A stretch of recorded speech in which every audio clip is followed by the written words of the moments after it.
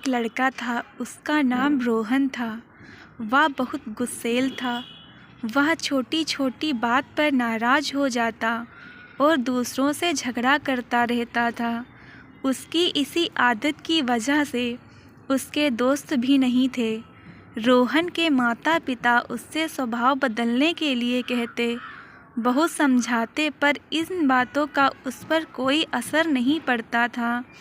एक दिन रोहन के माता पिता गांव में रहने वाले एक सन्यासी बाबा का पता चला, जो अजीबो-गरीब तरीकों से लोगों की समस्याएं दूर करते थे। अगले दिन सुबह सुबह रोहन को बाबा के पास ले गए। बाबा बोले, जाओ और चिकनी मिट्टी के 2 ढेर तैयार करो। रोहन को ये बात कुछ अजीब लगी, लेकिन माता पिता के डर से वह ऐसा करने को तैयार हो गया। कुछ ही देर में उसने ढेर तैयार कर लिया। बाबा बोले, अब इन दोनों ढेरों में 2 दिल तैयार करो। रोहन ने जल्द ही मिट्टी के 2 दिल तैयार कर लिए और फिर बोला, बाबा बना दिए मिट्टी के दिल, क्या अब मैं अपने घर जा सकता हूँ? बाबा ने उसे इशारे से मना किया और मुस्कुरा कर बोले, अब इनमें से एक को कुम्हार के पास लेकर जाओ और कहो कि वो इसे भट्ठी में डालकर पका दें। रोहन को कुछ समझ नहीं आ रहा था कि बाबा करना क्या चाहते हैं, पर अभी उनकी बात मानने के अलावा उसके पास कोई चारा नहीं था। 4 घंटे बाद रोहन काम करके लौटा।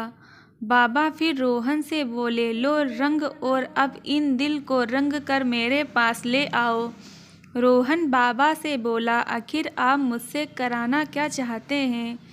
इन सब बेकार के टोटकों से मेरा गुस्सा कम नहीं हो रहा, बल्कि और बढ़ रहा है। रोहन बड़बड़ाने लगा।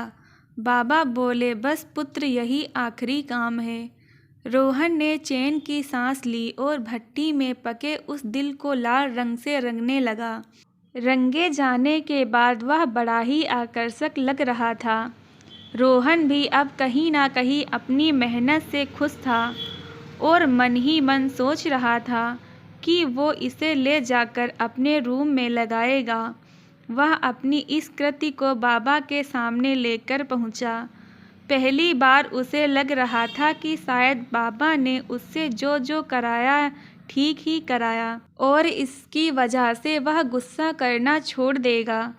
बाबा ने रोहन से पूछा, हो गया तुम्हारा काम? रोहन बोला, बाबा जी देखिए ना, मैंने खुद इसे लाल रंग से रंगा है। बाबा बोले, ठीक है बेटा, ये लो हथौड़ा और मारो इस दिल पर। रोहन बोला, ये क्या कह रहे हैं आप? मैंने इतनी मेहनत से इसे तैयार किया है और आप इसे तोड़ने को कह रहे हैं।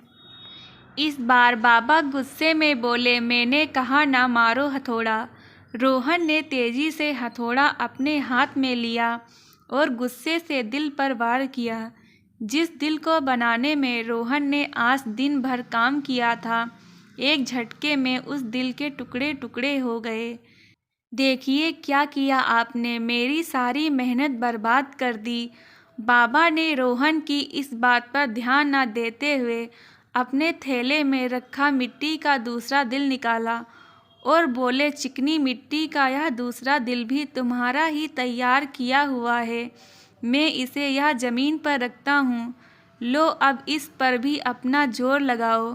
रोहन ने फौरन हथौड़ा उठाया और दे मारा। उस दिल पर नरम और नम होने के कारण इस दिल पर कुछ नहीं बिगड़ा, बस उस पर हथौड़े का एक निशान भर उभर गया। अब आप खुश हैं? आखिर ये सब कराने का क्या मतलब था? मैं जा रहा हूँ यहाँ से। रोहन यह कहकर आगे बढ़ गया। ठहरो पुत्र, बाबा ने रोहन को समझाते हुए कहा, जिस दिल पर तुमने आज दिन भर मेहनत की, वो कोई मामूली दिल नहीं था। दरअसल वो तुम्हारे असल दिल का ही एक रूप था। तुम भी क्रोध की मिट्टी में अपने दिल को जला रहे हो, उसे कठोर बना रहे हो।